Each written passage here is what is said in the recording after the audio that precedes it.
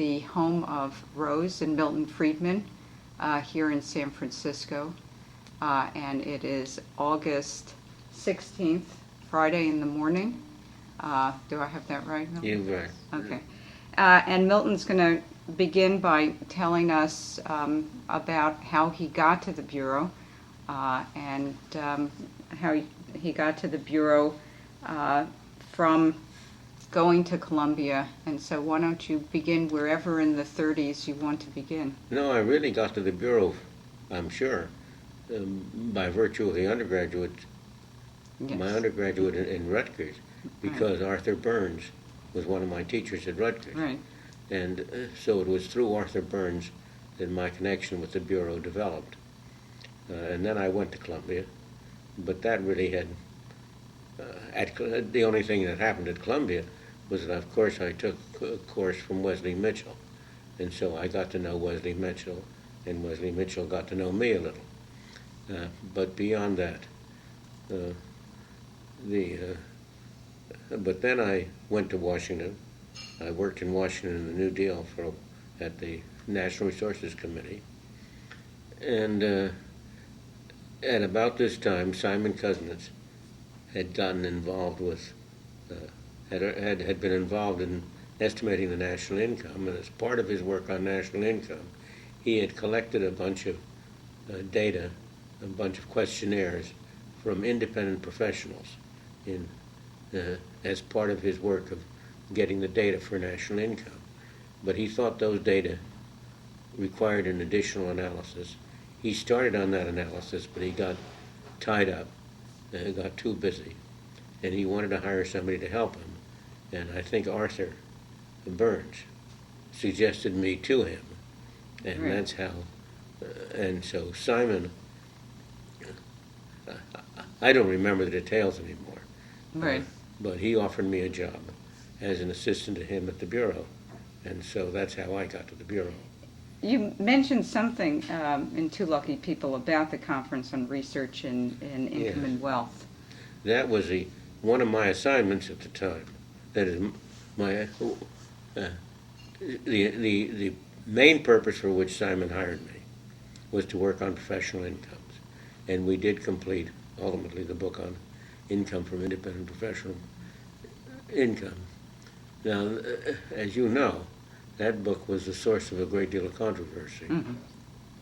But going back to what you're saying, a secondary duty was that at the time Simon was organizing the Conference on Research in Wealth and Income, which was bringing together the various people who were getting involved in this very rapidly growing field of estimates of wealth and national income.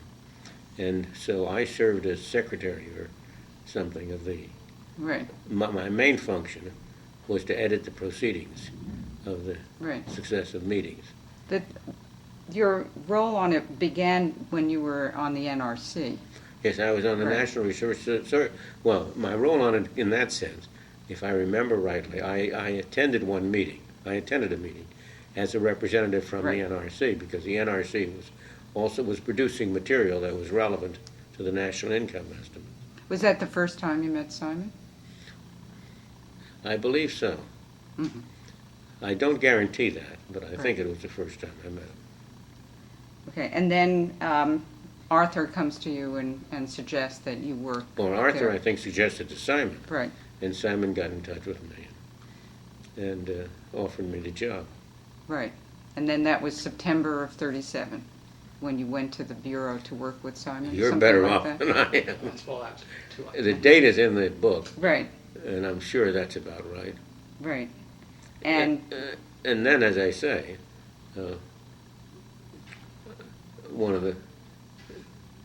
we started analyzing the data that he had gotten from the professional incomes. In the course of a year or so, I wrote a bulletin about it. And ultimately, I used this as my dissertation, my PhD Right. dissertation. Now, so far as the Conference on Income and Wealth was concerned, I think it played a very important role at that time and has ever since in the business of the various estimates of national income. I was involved with it for the first. I think I edited the first 3 volumes of the.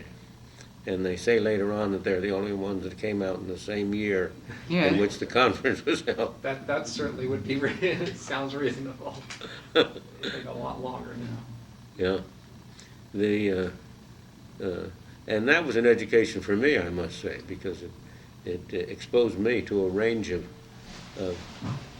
issues and problems that I would not otherwise have had any connection with. Right.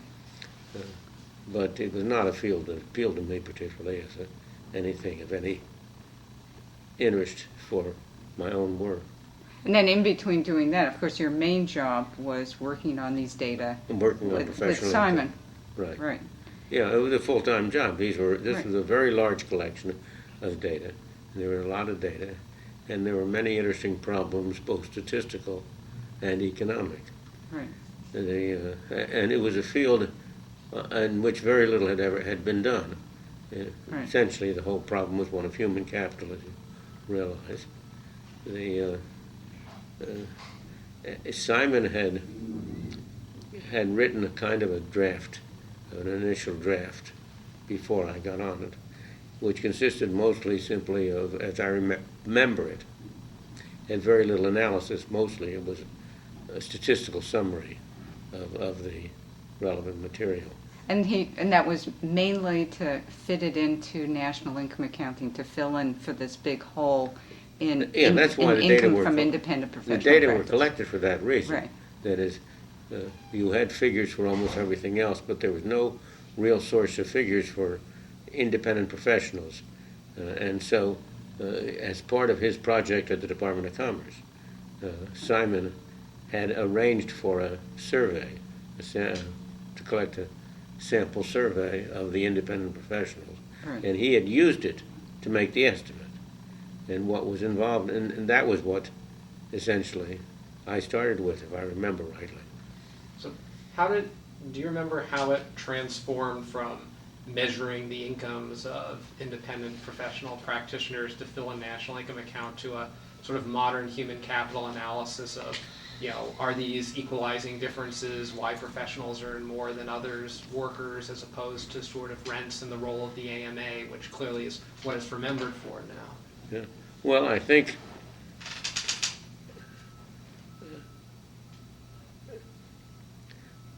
remember, my background was largely economic theory. It was statistics as well, but the main reason I had really gotten involved in statistics was because that's where jobs were. But my basic interest was in economic theory, and I had studied at Chicago before I had gone to Columbia, and before I had gone to the National Resources Committee, and before I had gone to the Bureau. And so it seems to me it was very natural, as a student in Marshall, as someone who was interested in theoretical issues, to raise the human capital question. That was a question that was obvious. And I have no idea, I have no recollection of anything other than that kind of that I don't believe. Yeah, I think I think it just came out of the prior interest in theory. But it was I realized at the time that it was, both Simon and I realized at the time that it was not exactly a widely used approach at the time.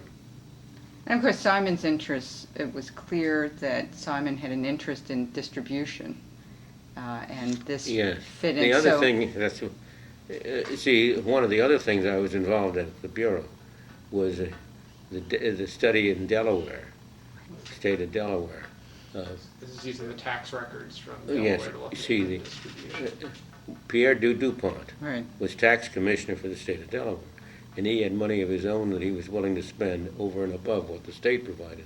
And he decided that the only way he could get a satisfactory income tax was by requiring everyone to file, whether they were subject to tax or not. And he paid the extra costs of that out of his own pocket, as I remember it.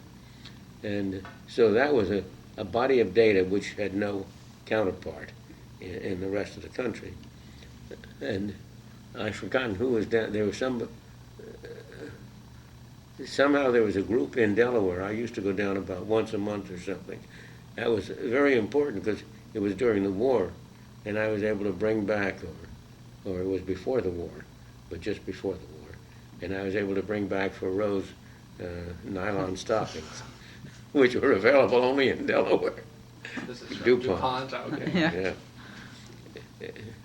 They were very precious at that time, though today, as she would tell you, they were very thick compared to the stockings you get today.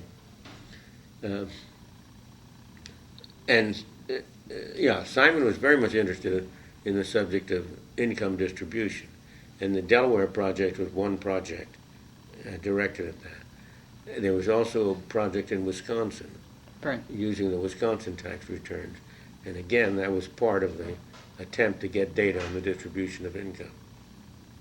Right. Do we have any other questions on Simon? I guess, their issue is clearly there was controversy developed in this book over the conclusions concerning physicians, medical practitioners versus dentists, and I understand there were many years it took for the publication to come out because of dispute. Oh yes, it was delayed about what? I think it was completed. Let me see if I've got this right. I think it was completed. The book was essentially completed, I think, by 1940, early 40. It comes out And 45. And that delay was entirely due to this problem.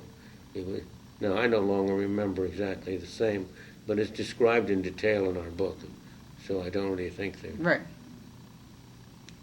That's funny. And, Simon, I don't want to let this go without expressing my admiration for Simon. He was, it would have been very easy for him to have taken the position that, well, we don't want any trouble with this, let's get rid of this junk. But he didn't. He was completely supportive. You see, I was responsible for this junk, of course. Right. And so, but Simon's position was always one of being supportive and of going as far as he possibly could to make sure that we weren't prevented from saying what we thought was right. And Mitchell also was very supportive. Right. I mean, this was just. I think it's a very unusual episode in a way, because under those circumstances, I was not very naive at the time, but after long experience since then, the temptation is always to compromise, to give in. Right. I mean, it's a wide group of directors. In part, this policy is a good policy in saying that books will be reviewed by everybody, and anybody has the right to dissent. Right. But because the people on the board are representing different groups, they're advocates, then it's not all scholarly, and then there could be a problem, as in this case. As in this case. Right. Have there been? Well, you've been going over this. I'm curious. Have there been many more cases of that kind? I think the monetary history. But the monetary history had an odd one, and I reread that dissent, and it's almost a real chuckle, because the person has great admiration and respect for what you and Anna wrote, and somehow he wanted to dissent, and it wasn't clear exactly what the dissent was.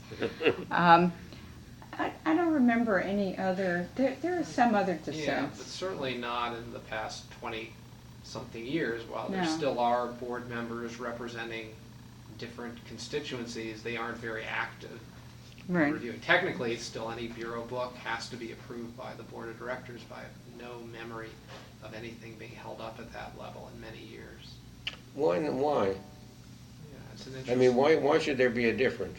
You would think the AFL-CIO has a representative, they would have an interest in potentially things that, come out on trade positions, for example, very different than they. I don't fully I understand. think it's possibly the professionalization of the field that then separated it from people who are advocates and representing various groups. But the members of the board are still advocates. That's right. But I And- think that they give in some sense, to the scholars and the academics and the professionals, and they'll distance themselves and say, well, I don't really know that much about this. But why didn't they do that earlier? That's right. Well, the question is what outlets, because now those same groups, when they're not on the board of directors, have, you know, their organizations in Washington that go to the press and release reports on all these different issues, but they don't seem to view this as the arena for playing out that. That in a way they apparently did at the time, Right. you know, in the 40s, 50s. Well, of and course, the 60s. Bureau has become so much larger. There are many more publications per year. Right. Right. I think it may also be that this was still in the period when the Bureau served an extremely important role that was in between the world of academics and the world of government, which it does not play now. No, And so no. therefore this became a huge contested area. And what the Bureau said, what the Bureau did, was far more important. That may be why. Maybe. And so therefore, what you were saying, the Bureau put its imprimatur on this. And therefore, the people on the board of directors said, do we want this to be viewed as the opinion of the Bureau? And now all of our books say that they have a disclaimer that in fact the Bureau has nothing to do with this. And I don't know when that was added, but maybe that's part of it. But I think it's an important part of the history that one needs to Yeah. understand. right. Do you have anything that you want to say apart from what you've said elsewhere about the relationship between independent professional practice and the theory of the consumption function, that you view your work with Simon as being quite pivotal in your work that came after on the Oh, yes, consumption I think function? so. Oh, sure. I think the income from professional practice was very important in the future. Certainly the consumption function is derived almost entirely from it. The whole notion of permanent income Right. versus transitory income comes from the professional income study. Now, but I think that's inevitable. You take any scholar, and his work is going to be cumulative. What you did in your first study undoubtedly influenced what you did in your next, and it's been influencing what you're doing now, one way or another. So, now what's interesting about this, perhaps, the role of the Bureau in my own case is much more important in a different way. It's the main reason why I ended up spending most of my time and money. See, if you go back, professional incomes wasn't about money. I started out as a pure price theorist in Jacob Mintzer's terms, and from price, then I went on to consumption function. That has nothing to do with money. Now, I'm not sure. The Bureau was not solely responsible for my interest in money, of course, because I wrote about it when I got interested in that largely as a result of being at the Treasury during the war and being concerned with inflation. And so I wrote my first pieces in the field of money during that period before I got involved in the Bureau. But then it was the request by Arthur that I undertake the money project for the Bureau that was responsible for my devoting so much attention over the next 30 years or so to the field of money. And so that's certainly the main way in which the Bureau influenced me. Right. Let's get into that. So Arthur came to you, and it must have been around 49, do you remember? A little bit earlier than that, I would Okay. say, 48. And said to you that the Bureau wanted to do, in its usual way, putting money in, including money in the grand scheme of business cycles. That's right. But was it also that Arthur and Mitchell, in their own work, had realized in their empirical work that every single major downturn was accompanied by banking distress, enormous banking distress? Was part of it that? Well, if you go back to Mitchell's initial business cycle volume, the 1913 volume, that, of course, stressed the role of banks and money. After all, business cycle theory going back to Hume, was really very heavily centered on banks and money. So all along, the plan, Mitchell's plan of starting from his 1913 volume, and essentially then his 1926, his business cycle, his second book, which was not much of a book. The first book was a real book. Right. That was his idea, was to develop each chapter of it, each section of it. So he had, as you know, Mo Abramovitz on inventories and Fred Mills on prices and so on. And one of the missing elements was money. And in view of my own interest in money, see, as I say, I developed the interest in money as a result of my work at the Treasury. Arthur asked me if I would be willing to take over Right. the money chapter Right. of the You said contemplated take book. over because Angel had been working on it? I really don't remember. Uh-huh. I really don't remember. Anna said that she had begun it. She She had begun had. this work in '41 with Jim Angel, Yeah, she who had you done. had taken a course That's from right. at Columbia in trade, and she and Angel worked on it, and of course, she was the person who was collecting the data, collecting it in the, as she said, in the bureau tradition that monthly was what you had to do. Everything had to be monthly. Mm-hmm.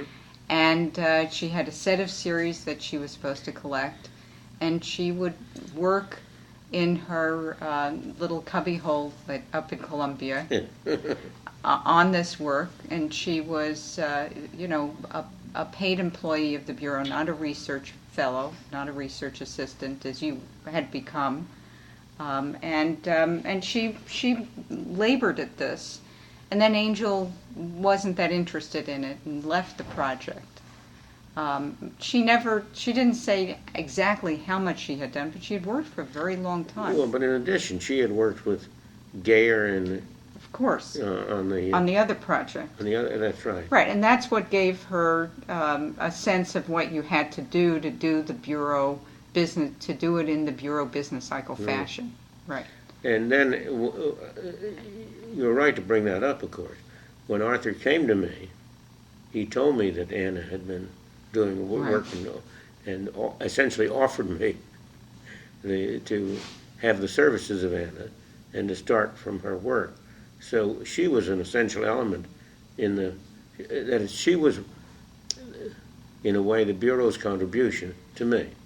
Absolutely. And in many ways vice versa, because as you must know from Anna, her view of economics was never the same after the two of you met.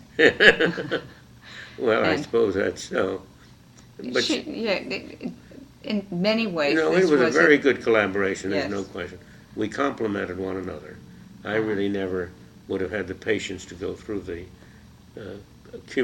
accumulation of all the data, which Anna has. She's a real economic historian, which I am not. And on the other hand, I think I complimented her in terms of the theoretical aspects of the subject. So it was a very good Right. collaboration, and we worked together for 25 years or so, or 40, from 1948 or so to 1985 about. That's pretty good. Yes. right. And as I say, it was a very good collaboration. We never had any fights, never had any arguments. Right. I don't mean we And didn't. of course, I don't mean to say we didn't have any differences Right. of opinion, but we never had any personal arguments. but as Anna said, if you had any differences of opinion, they would have been expressed in writing. That's right. Because you We were did, two different places. you were in two different places, and telephone calls were somewhat expensive. That's right. No, but it's interesting.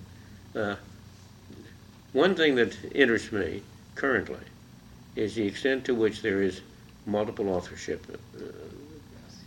Apparently, nobody ever publishes anything on his own. Few people, yes. Very few. Very few.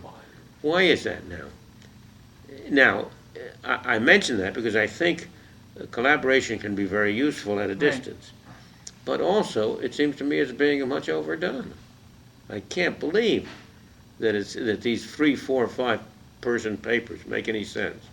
How do you explain that? Is that simply because more people want to have longer? Well, I think that one has to ask whether the quality of the papers is very good and whether people are putting out papers because they feel that that this is part of the sort of grand game and grand scheme, and therefore they're sort of going down the marginal benefit curve, and sort of they're hitting it much too low now. And people are getting more than 1/5 the credit if they're writing with 5 people is one possibility. Gee, I would think that when I look at somebody's vita, I Right. look for the papers they've written by themselves. Right. They're the only ones you can really judge by. Right. And we spend a lot of time in meetings trying to figure out what this person's contribution was. And by golly, if you want to support the person, you take all the 4 authored papers and you give them full credit for.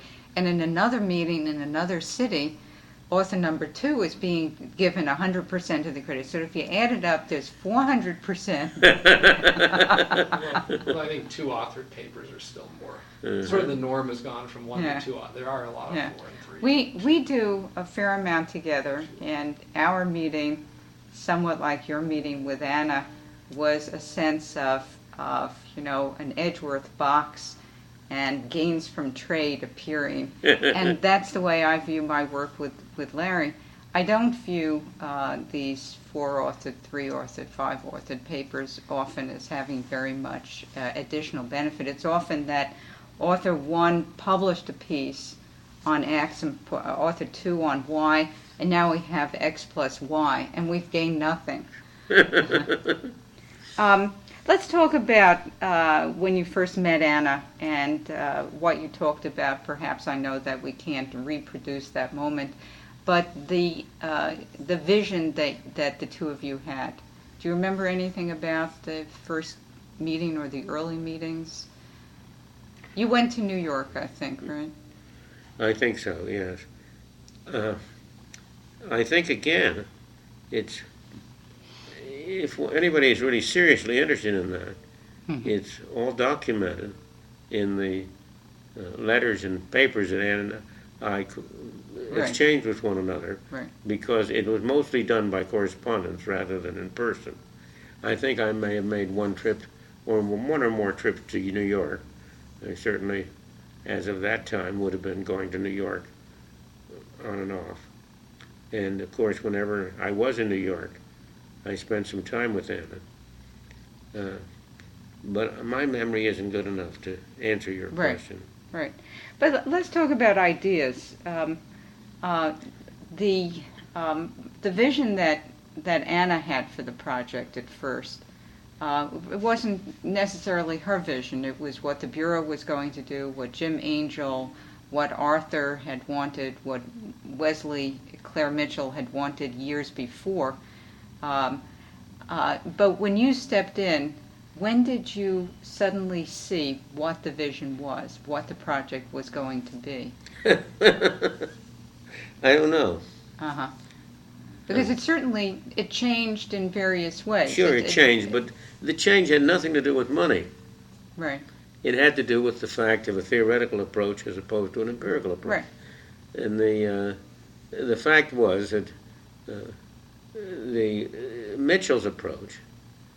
See, Mitchell was not really a theorist. no. I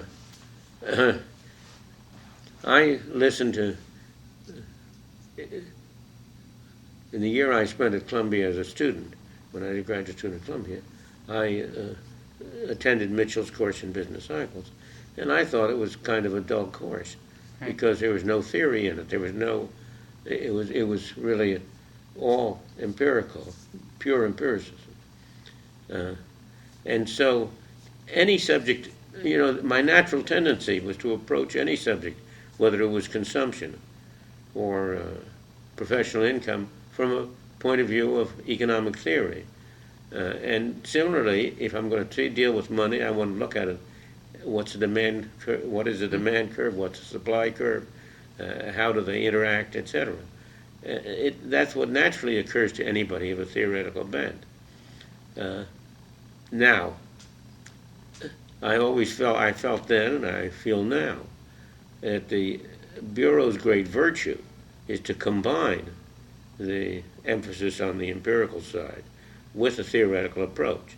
See, if we go back to the early days when I was involved there, I didn't have much use for the work that Fred Mills did, because I thought it was almost wholly empirical, and didn't really have any theoretical understanding. So I don't know if there was any grand plan at all. We just started out to, one thing that influenced us very much to begin with, I'm sure I've described it in the Two Lucky People, is going down to Princeton and talking to, what's the matter with me? Was that where Walter Stewart was? Walter Stewart. Yes. Talking to Walter Stewart. He was a very, very wise fellow, and had a great deal of experience. Has been, as you know, at the Bank of England and also at the Federal Reserve Bank. And the original understanding that was that we were going to do a statistical analysis, and he really persuaded us that we needed to precede it by doing a history. And it was really Walter Stewart who was responsible for getting us to go on the historical side. Right. And, I really don't. If we were going to do this seriously, the thing to do would be to go back to the papers that Ann and I exchanged at that time.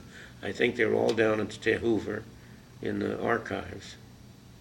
And I hesitate to try to reconstruct now. That's okay, because I think that my dear friend Hugh Rockoff would love to do that, and will do that.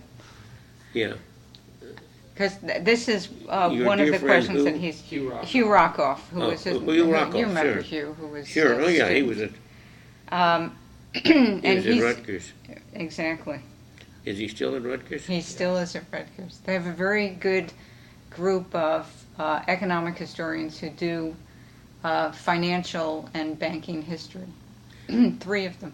Well, Rockoff, Michael Bordeaux. Mike Bordeaux. And Jean White. So it's a very, very, very good group.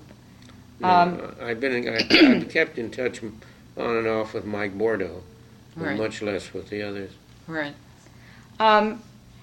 So Walter Stewart suggests to you that the book have what you and he must have called a narrative, a historical narrative, and I believe that date, from what you've written about it, was in about 1953 that you spoke to Walter Stewart. Maybe a little bit earlier. I don't remember. Yeah. I think in the acknowledgments to a monetary history, you begin the acknowledgments with a bit more than a decade ago, Walter Stewart expressed to one of us, and I didn't know which one, it was obviously you, that we add a narrative. And you said we had written several chapters, and I think you had almost completed the entire core of the volume without the narrative. And then he said add a narrative, and you added a narrative to one chapter, and then it looked good and you added a narrative to another chapter and to another chapter until it developed into the book that it is. Well, let me see, that would have been 63. So that's right. The acknowledgement So was it written would in be- 63, so this would have be put it back in about 51. 51, 52, right. Yeah, So it was fairly soon after you stepped into the right. project. yeah, it was very soon after. So, of course, Anna, you stepped into the project, and Anna probably But had, Anna already had a lot of already data. had all the data. Oh, yes. Right, Well, not all the data, but she had a Right. lot of data. right, You know, she had done the major data work before that. right. And had, could show you various aspects of them. You could make sense out of it. You could put it into That's more of a right. theoretical model, and the book began to gain shape and take form. But let's talk a little bit about this narrative, because as an economic historian, it is a superb and important book in history, and it must be hard for one to say at some point you realized that you were writing a great book of history. Oh, no. No, Oh, no, of course not. You never do that. You No. don't ever think of your own work in those terms. no. You're just doing Right. You're doing what seems right. But you must have switched on in your mind a different mode of writing. For example, in the Great Contraction volume, which became a volume, part of it is brilliantly written. It's compellingly written. Did you have that sense? It's written in a very different way than the drier bureau books, and even your own work that you've done for the bureau was written. It's some of it is great writing. Did you have a sense that you were writing an important, compelling narrative? No. Oh, hold on. Yes. There's no doubt I had the feeling that the narrative was important. Not that the writing was important, Yes. but that the narrative was important. I had no doubt whatsoever that the point we were making was an enormously important point, and that it would have that it had major implications for economic and monetary policy. That it was certainly clear to me at the time that the bulk of the profession regarded the Great Depression as having very little to do with the as being a failure of the business system, and that the thesis that it was a failure of the government and of the monetary system was against the grain of what was taken to be orthodox standard value. So that I understood completely, there's no question. But it wasn't the narrative, it was the events, Right. the story that was important. Right. Well, I suppose sometimes when the story is important, you write from some other part of your brain that makes it very compelling writing as well. Well, Ann and I, more or less, we have no record of who wrote which. Yes. That's interesting. How did, going back to your times at Chicago, before you went to Columbia, can you tell me how your courses and studies with Mintz and Simons influenced the monetary history? I never took any course with Simons. Right. I knew him. I got to know him personally, and I read what he wrote. And undoubtedly listened to him in lectures, but I never formally took any courses with him. Mm-hmm. But there's no doubt, and I would say that Viner as much as Mintz, even though I took a course from Viner in international economics, and a course from Mintz in money. And both of them, of course, were quantity theorists, and both of them emphasized the role of money. And so undoubtedly, my basic theoretical understanding owed a great deal to both Viner and Mintz. And so it influenced monetary history primarily by providing the theoretical background, the framework, theoretical framework, in terms of which we try to analyze the problem. That is, after all, the whole structure of the book is one of supply versus demand. Right. And the statistical core of it is a data on the supply of money, fundamentally. Right. And using that to look at money demand. Yeah. Is there, I know you'd worked as a research assistant for Schultz on estimating demand sort of functions. Is that part of the intellectual heritage of thinking of then the sort of empirical work there, or was that a sort of, did you make any connections between? Well, I suppose it had some connection. I have to admit that I'm not very much given to introspection. But I suppose it had some connection.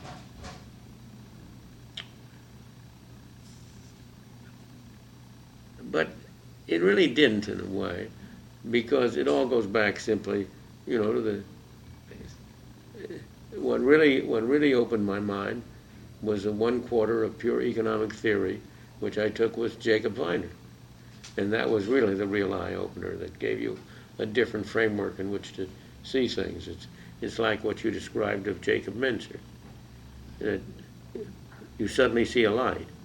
And I think Viner's course opened up that light in my mind. And that applies to everything, money, anything else. It's all really the same principles. Right.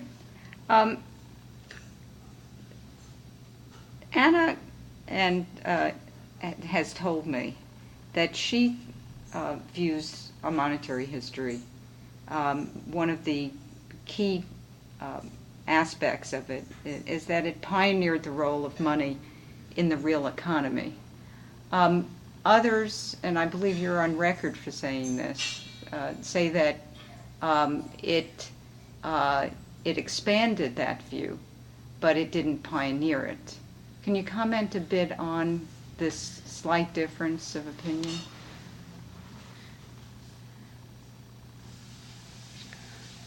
Well, you can go back to David Hume Mm-hmm. in his famous essay, in which he clearly indicates that the effect of money on the real economy, when he talks about the fact that what's necessary is that it be a slow and steady Right. increase, and that at first, essentially, he has a modern analysis of it.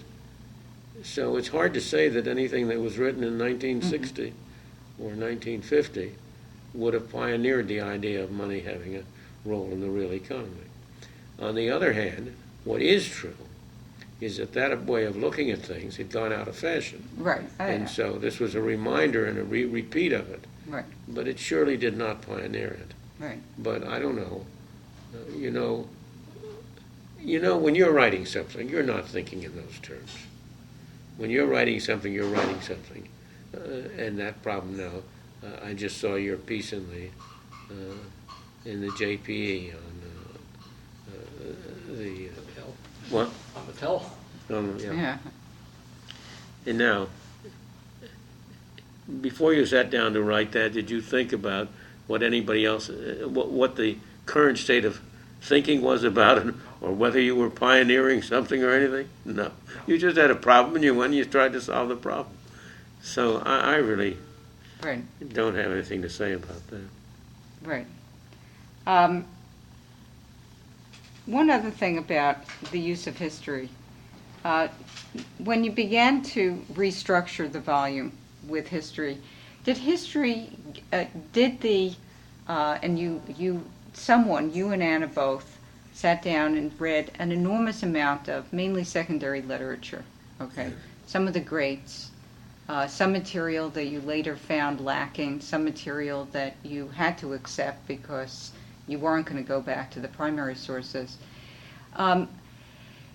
Did the historical work, what we'll call the historical narrative, change what you were doing in any way? Did it turn on lights? Did you see something that was different? Can you remember any of the episodes historically in which it had any grand effect, or was it to sort of make it more interesting?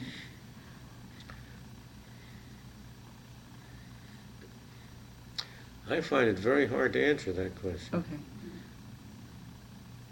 Because once we got started on the line of making it a narrative, Mm-hmm.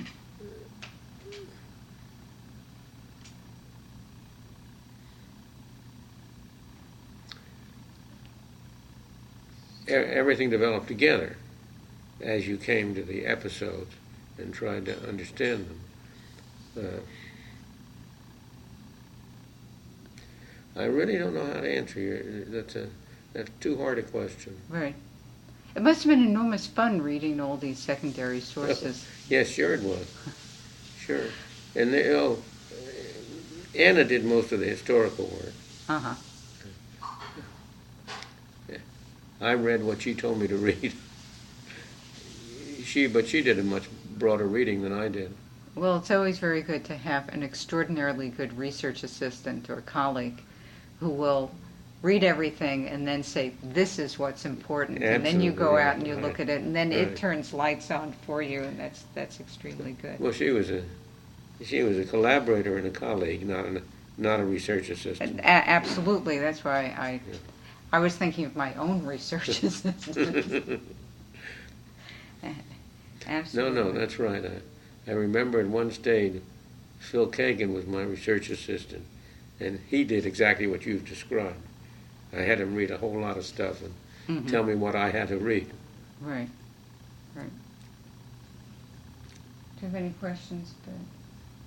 I guess I have if I think of the three major projects you did with the Bureau, income from independent professional practice, theory of the consumption function, and monetary history, they're all different. They all seem to have a style of a strong analytic theoretical framework organizing them.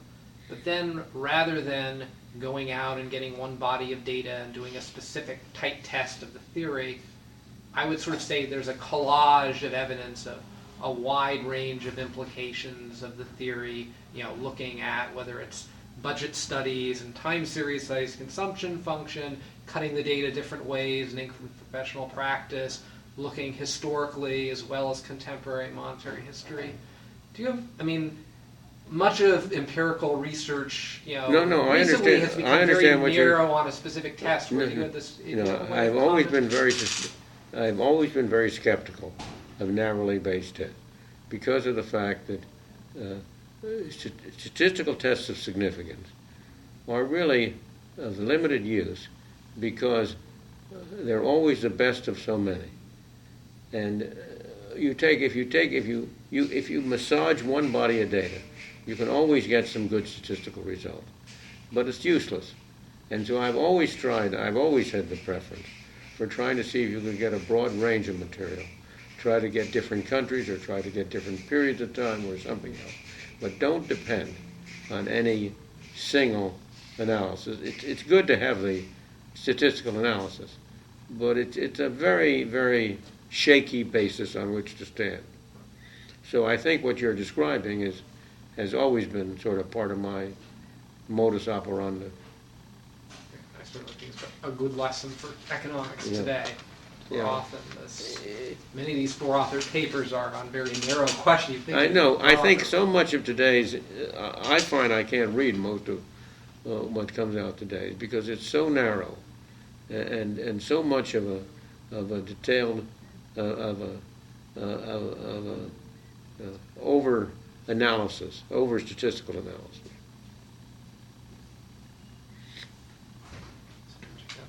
I've thought that the journals today are making a great mistake. They ought to insist on relegating more of the mathematics to the appendix and having more of English in the article. And then they would see that they didn't have much of an article, and then they would demand more. Yes. Then they would have thinner journals. Yes. Right. But they have actually The number of articles has not increased in a typical journal, but the number of pages per article has gone really? up, despite the fact that they seem to be more narrow. Right. Just in conclusion, you said in your book with Rose that the Bureau opened a new world for me, and you said some wonderful things about the Bureau, about the attitude towards research, about the fact that, and you said it was a role, it was one that was to play a large role in shaping the rest of my academic life. That's a very strong and Well, very but surely- complimentary statement. Well, but surely the fact that these monetary studies that I did, the professional income and consumption functions were relatively limited in both size and duration. But after all, I spent something over 2 or 3 decades on the monetary studies. And if had it not been for the Bureau, I would not have been doing those.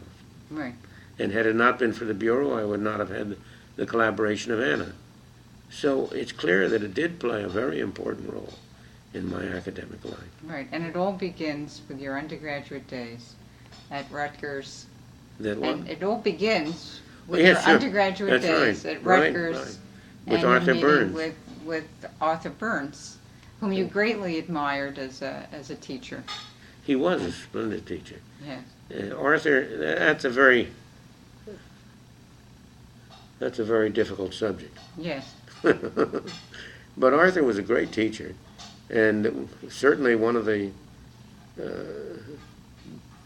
major educational experiences I had was the seminar in which there were, 2 or 3 people, 2 of us, I think only 2 of us, going over Arthur's doctor's dissertation Yes. on production trends. And that was a real education. But as you know, the problem is that I got into some difficulty with Arthur when he was in Washington Right. over his support of price control. Right. One last thing I But you know, yeah. I don't know, did you know Arthur at all? I met Arthur on 1 or 2 occasions that I remember. I didn't know Arthur so much as an academic and scholar than as I did as someone who would deliver comments at conferences when he was, it was probably in the early 1980s. Because Arthur was really he was an excellent teacher, and he was a first-rate economist in every respect. His book Production Trends was an important book. Mm-hmm. Measuring Business Cycles was an important book, though it was Right. it was subject to criticism as not having enough theory in it. Right. But Arthur himself, interestingly enough, was capable of theoretical analysis. He was very much of an admirer of Marshall, and I was first introduced to Marshall by Arthur.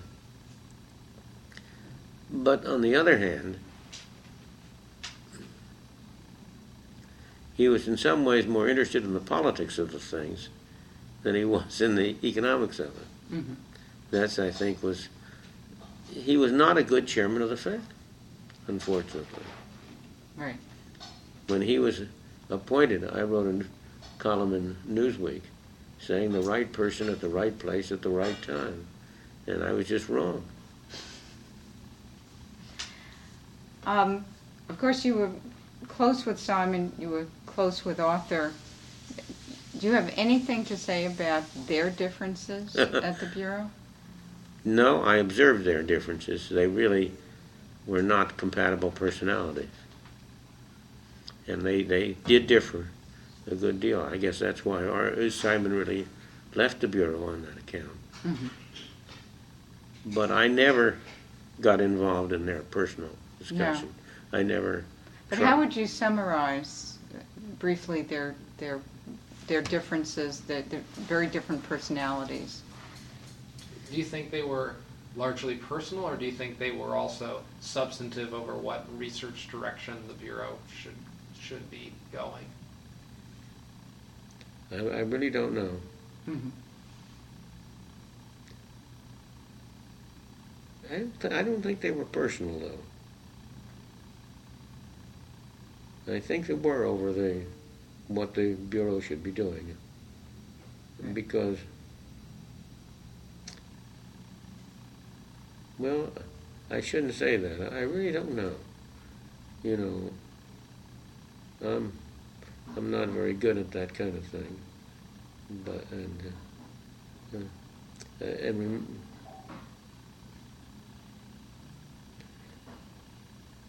they didn't, as you know, at the time I knew them, Simon was living in Philadelphia, Right. and Arthur, of course, was living in New York, so there was not a great deal of personal contact.